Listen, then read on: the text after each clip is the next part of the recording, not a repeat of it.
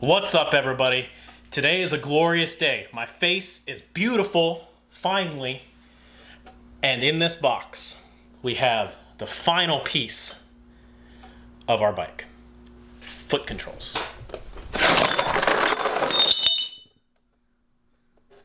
What the f***? Kind of looks like an egg.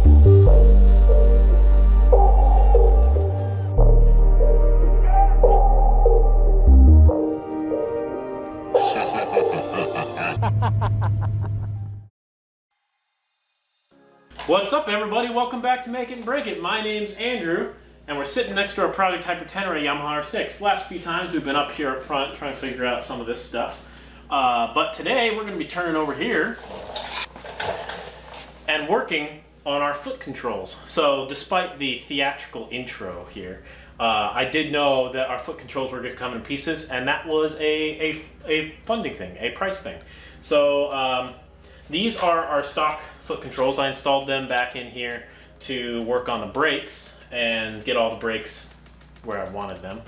But these are they just don't work with my size and all the protective gear I like to ride with off-road. So we need to adjust those. And what we did is we went and did a whole design process and came up with this. So this is, at least on this side, the pretty close to what we wanted for a final design. Unfortunately, when we went to go look at getting this made, these were going to cost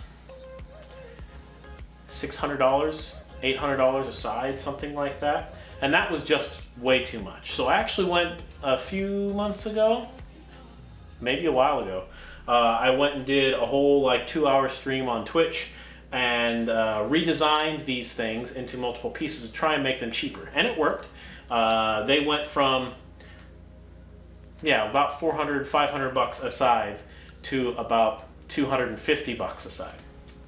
But even then, after taxes and shipping and getting stuff in when I wanted it to come in, I'm still looking at $1,000, which is way too much to spend for something like this. So I had a chat with AM Customs. I'll put a link to his channel here. He's a really good guy and knows a lot of stuff about fabrication, and reminded me of certain things. One of them is that water jet cutting and plasma cutting are a lot cheaper than CNC, at least for small batch parts like this that you can make out of flat 2D shapes. So what I did is I went out and redesigned everything again. This one I didn't force you guys to watch, and came up with a series of flat plate-like shapes like this, so that I can take this and, where is it? This piece here, it kind of goes right here,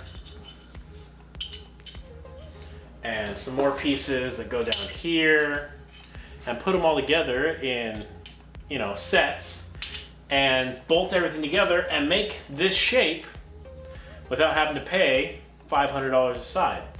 This was, I think, all told for both sides, like 150 bucks or something like that, which I thought was pretty good for a one-off sort of custom piece.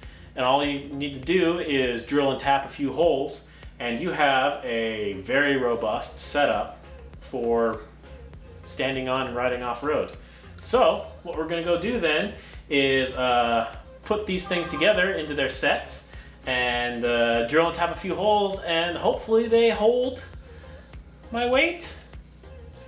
It should, but then again, I'm the one who did the work, so who knows? Okay, so I've gone ahead and I think laid everything out correctly. Hopefully, we'll find out. Just to show you kind of how the layout's supposed to go. So this is our 3D printed right side, and this is our I think this is water jet, but it might be plasma. Actually, plasma cut. And then this is our cutout right side, and then over here is our left side. So right now we don't have the pedals in here yet, but we do have all of the rest of these things. So you can kind of see this is one piece. You have a sort of assembly that sticks out here, and this is what your foot peg will go in. In fact, that's what these go through here. Well, they would if these were sized correctly. And then you can see up top here, you have this jutting section, and that's what the brake master cylinder mounts. So we could make this out of one solid piece of steel or stainless or aluminum or something like that, but that was very expensive. So what we did is we split this into two sections. You have the main mount section here and a spacer. So this would stack here, and this one stacks up on top of here like that to build that same sort of offset. And we did the same thing with the master cylinder mount. So this has a spacer and a mounting system up here like that.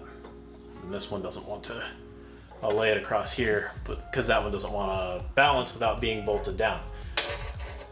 But that's kind of the idea here. And then we use these various fasteners to do everything. So the way we mount these ears is this is going to be the one part we have to weld here. We have these two sets of mounting ears. So these are nominally 8mm mounting ears, and those fit the standard inserts in our Pivot Pegz that we have for this bike. And this is a 10mm mounting set that's the biggest set that will fit. If the Pivot Pegz have a little insert you can push out, and then they'll fit a 10mm peg here. So I think we're going to start with the 8mm, and we'll just have to cut it down a little bit because I think it's a little too long, and drill maybe a new cotter pin hole or something like that. But that's what we have. This fastener setup is going to come in something like this. So this is the main strength fastener here. It comes in from the back side. You can see how it's set up here, and then the spacer goes over top here like that. Yeah, there you go. And then this piece comes in like that and threads on. The other thing that happens here though is we have kind of an alignment set. So this is a 1/4 inch one-sided stud essentially. So the idea here is this is going to thread into this side on the main mounting fixture here, and then it is a clearance fit through here. So it goes down kind of like this, and then this gets threaded in here. And so the idea is this will keep it aligned when it's going on, as well as aligned and keep it from twisting if it becomes under load during the ride. So that's kind of the idea with that setup here. And then these are just bolts for bolting down through here. These are probably a little long, to be honest, but they're what we have right now, and we can always get shorter bolts later. So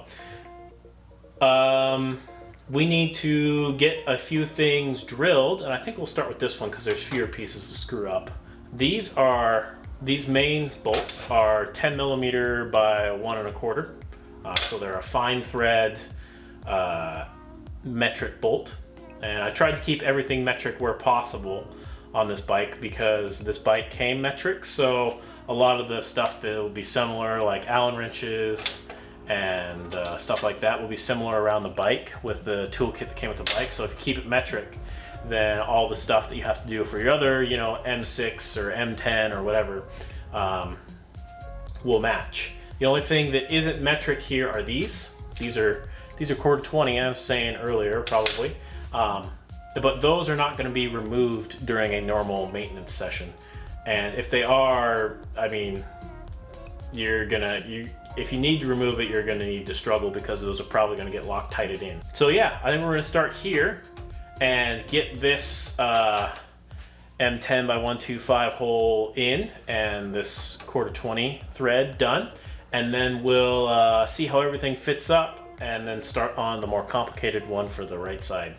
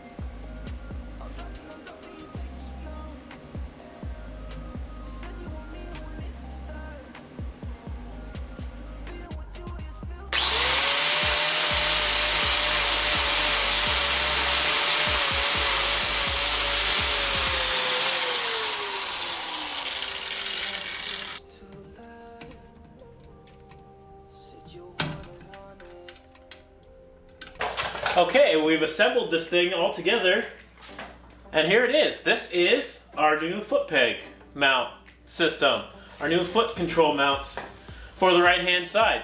We've gone from this aluminum piece, which puts you somewhere up here,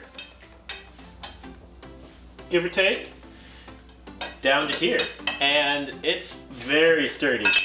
Let me get up here and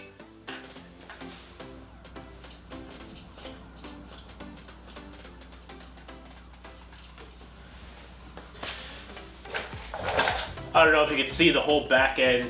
It's compressing the spring, so I'm definitely feeling pretty confident in this thing's ability to hold me right now. It even folds away, although it doesn't come back as cleanly as I would necessarily like it to right now, but that'll just wear itself in.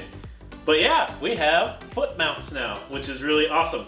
Now, normally at this point, I would show you the other side and then go paint them. But we did have a problem. And here's the problem. So let's get this close, and you might be able to notice it. That is a stuck tap in our guide hole. That's that's very unfortunate, and it's stuck in a way that I'm really struggling to get it out. So we have to wait probably for a new slug to come in for the left side for us to finish those. So instead of holding you guys hostage on this video for that, we'll just do that off screen. It's gonna look basically the same except without the master cylinder, and there's really nothing special about the fabrication there. These things are partially welded. Those ears are welded on. A good thing to keep in mind when you're doing a weld like those ears, where it's in this unprepped phase, it's edge to edge. You do want to bevel those corners in. That'll help you get better penetration and increase the strength of the joint. It also lets you actually weld it. So I'm welding on 120 volt current here, and I'm pretty much limited to welding 1/8 inch steel with that. And these ears are 3/16 of an inch thick. So if I didn't bevel it and weld it like that, I would have a very hard time actually getting good penetration on the weld. So that's a little trick you can use to increase the usability of your welder if you only have a 120 volt welder, or like, you know, a very weak welder. You can still weld thick things, you just have to be creative about your joint setup and maybe weld it in a couple passes and put a couple layers on there. But we have foot controls, and we're cooking right along to getting this bike fully trail ready. So I'm excited, and I can't wait to give this thing a final try somewhere. So, but anyway, that's it for today's episode. My name's Andrew. This is another Make and Break YouTube video on our Project HyperTenere Yamaha R6. Like, comment, subscribe, do all the YouTube things, and come on back, because we're almost ready to go take this thing off road and go crash a bunch. So that sounds fun. Thanks for watching, guys, and I'll catch you later. I don't know why Mrs. M&B hates this look.